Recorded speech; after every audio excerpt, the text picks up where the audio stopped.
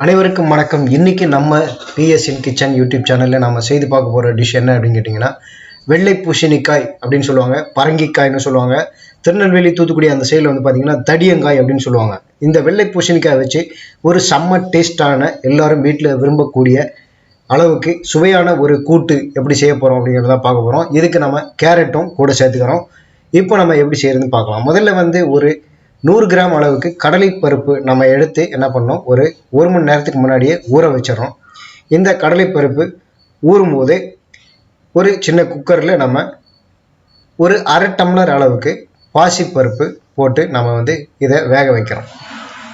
அரை டம்ளர் அளவுக்கு பாசிப்பருப்பு போட்டு தேவையான அளவு தண்ணி ஊற்றி நம்ம வந்து இப்போ இதை வேக வைக்கிறோம். இந்த பாசிப்பருப்பு ஒரு 5 நிமிஷம் வேகும்போதே நம்ம இந்த கடலைப்பருப்பு வந்து தண்ணியை வடிகட்டிட்டு ஊற வச்சிருக்கிற கடலைப்பருப்பை அதில் சேர்த்து கொட்டி என்ன பண்ணுறோம், அதையும் சேர்த்து வேக வைக்கிறோம். இந்த பாசிப்பருப்பும் கடலைப்பருப்பும் ஒரு 10 நிமிஷம் நல்ல அடுப்பை பெருசாக வச்சுருங்க. ஒரு 10 நிமிஷம் நல்ல கொதித்து வேகட்டும். இந்த மீன் டைம் நம்ம வந்து இந்த வெள்ளை பூசணிக்காய், பரங்கிக்காயும் கேரட்டையும் தனித்தனியாக நறுக்கி வச்சுருக்கோம். ஒரு அரை கிலோ அளவுக்கு வெள்ளை பூசணிக்காயும் கேரட், ஒரு 2 கேரட்டு, பெரிய அளவில் ஒரு 2 கேரட்டையும் நம்ம வந்து நறுக்கி ரெடி பண்ணி வச்சுருக்கோம். இப்போ அந்த கடலைப்பருப்பும் பாசிப்பருப்பும் பார்த்திங்கன்னா ஓரளவுக்கு ஒரு பாதி பதத்துக்கு வெந்திருக்கு. இந்த நேரத்தில் நம்ம வந்து இந்த காயை அதில் கொட்டி வேக வைக்க போகிறோம்.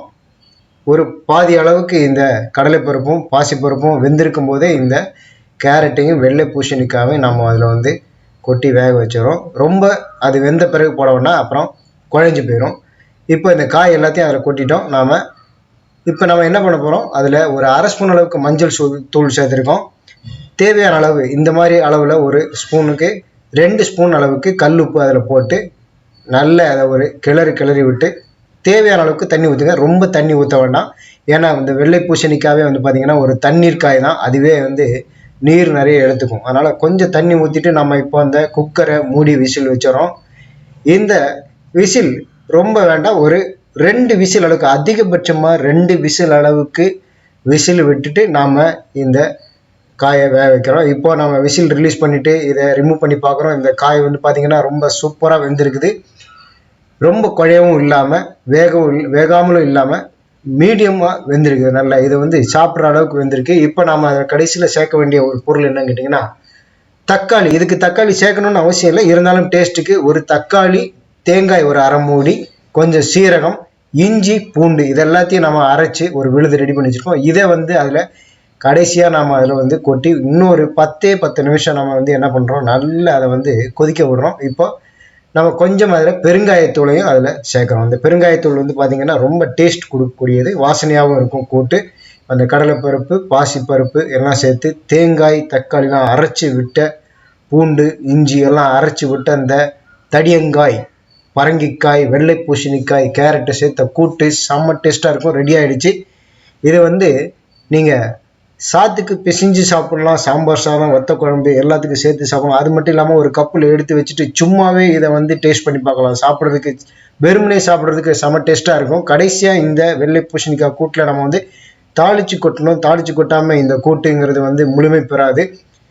கருவேப்பிலை போட்டு தாளித்து கொட்டினா தான் இன்னும் செம டேஸ்ட்டாக இருக்கும்.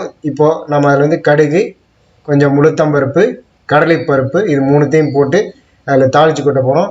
ஒரு 10-15 கருவேப்பிலை இலையை எடுத்து அதில் போட்டு நல்ல அந்த கருவேப்பிலை பொறுன்னு வெடிக்கணும். நல்ல சிவன்னு வந்த பிறகு அது பார்த்திங்கன்னா பொரிஞ்சிருக்கும் அந்த கருவேப்பிலை. இதை எடுத்து நம்ம அதில் கொட்டிடுறோம். அந்த கடுகு, உளுத்தம்பருப்புலாம் கருகிடக்கூடாது. பொன்னிறமாக சிவந்த பிறகு நம்ம வந்து எடுத்து அதில் அந்த கூட்டோடு சேர்த்து கொட்டிட்டு நல்ல ஒரு கிளறிட்டு நாம் இதை சாப்பிட்டோம் அப்படின்னு சொன்னீங்கன்னா செம்ம டேஸ்ட்டாக இருக்கும். உண்மையிலேயே நீங்கள் இது மாதிரி பண்ணீங்க அப்படின்னு சொன்னால் உங்கள் வீட்டில், உங்களை சமையல் ரூமில் உங்களை தவிர வேறு யாரும் போக முடியாது. அந்த அளவுக்கு உங்கள் சமையலை எல்லாரும் வீட்டில் இருக்கிறவங்க எல்லாம் தூக்கி வச்சு கொண்டாடுவாங்க. அந்த அளவுக்கு செம்ம டேஸ்ட்டாக இருக்கும். இதே மாதிரி கூட்டு நீங்களும் செய்து பார்த்துட்டு நம்ம வீடியோ கீழே உங்கள் கமெண்ட்டை தெரிவிங்க.